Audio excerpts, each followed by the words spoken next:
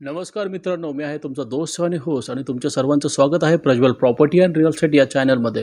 तर मित्रांनो, आज आपण या व्हिडिओमध्ये बोलणार आहे जे प्रथमच पहिल्यांदा प्रॉपर्टी परचेस करत आहेत. त्यांनी प्रॉपर्टी घेण्याच्या आधी कुठली 5 अशी दक्षता घ्यावी ज्याच्यापासून त्यांना फ्रॉड होण्यापासून ते वाचतील. तर मित्रांनो, नंबर 1 आहे सगळ्यात महत्त्वाची गोष्ट म्हणजे ते कुठेही प्रॉपर्टी घेत असेल आणि कुठल्याही बिल्डर किंवा डेव्हलपरची घेत असेल तर एक पहिल्यांदा त्यांचं प्रोफाईल किंवा बॅकग्राऊंड हे चेक करणं खूप महत्त्वाचं आहे. त्याच्यापासून त्यांना कळतं की तो बिल्डर फ्रॉड आहे, त्याने आधी कसे फॅसिलिटीज दिलेले आहेत, त्यांनी कुणाला फ्रॉड केलेलं नाही ना किंवा त्यांनी जे कमिटमेंट केलं नेहमी ते पूर्ण केलेलं आहे. जर का हे तुम्ही चेक केलं तर याच्यापासून तुम्हाला कळतं की तुम्ही पुढे जाऊन तुमचा लॉस नाही होणार किंवा तुम्ही बेनिफिटमध्ये राहताल किंवा नाही राहताल.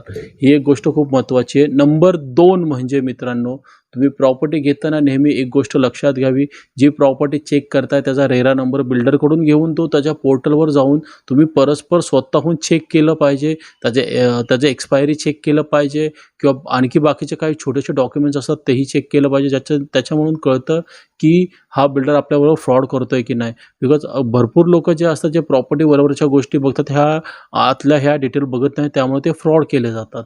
मित्रांनो, नंबर 3 गोष्ट अशी आहे की नंबर 3ची जी गोष्ट आहे ही खूप महत्त्वाची आहे. आपण प्रॉपर्टी घेताना नेहमी थर्ड पार्टीज सहसा आजकाल पाहतोय. आपण प्रॉपर्टी घेताना नेहमी थर्ड पार्टी प्रॉपर्टी पाहतोय. बिकॉज मध्ये नेहमी कोणी ना कोणी आहे. चॅनल पार्टनर आहे, ब्रोकर आहे किंवा त्यांचा कुठलातरी बिल्डरचा जवळचा माणूस आहे. तर या लोकांवर 100% कधीही ट्रस्ट करू नका. बिकॉज हे लोकं तुमच्याबरोबर फ्रॉड करू शकतात. कारण की हे लोकं स्वतःच्या बेनिफिटसाठी तुमच्याबरोबर आलेले आहेत, ना की तुमच्या प्रॉफिटसाठी. तर हे तुम्हाला अशीच प्रॉपर्टी घेण्यासाठी फोर्स करतील की जिकडं त्यांचा प्रॉफिट जास्त आहे. आणि तुम्ही नेहमी प्रॉपर्टी घेताना तुमचा एक पर्टिक्युलर बजेट घेऊन चालायचं आहे. हे लोकं तुमचा बजेट जास्तीत जास्त वाढवून जास्तीत जास्त पैसे काढण्याचा प्रयत्न करतात. तर मित्रांनो, नंबर 4 ची गोष्ट जी आहे ती अशी आहे की तुम्ही प्रॉपर्टी घेताना नेहमी डिसाईड करा तुम्ही प्रॉपर्टी जी घेताय ती तुम्ही इन्व्हेस्टमेंटसाठी घेताय की तुम्ही राहण्यासाठी घेता. जर का राहण्यासाठी घेत असाल तर तुम्ही नेहमी डेव्हलप एरियामध्ये घ्या. कारण की तुम्ही गेल्या तुम्हाला भरपूर सगळ्या फॅसिलिटीज मिळतात. तुमच्या अमेनिटीज प्रॉपर चेक करून घ्या.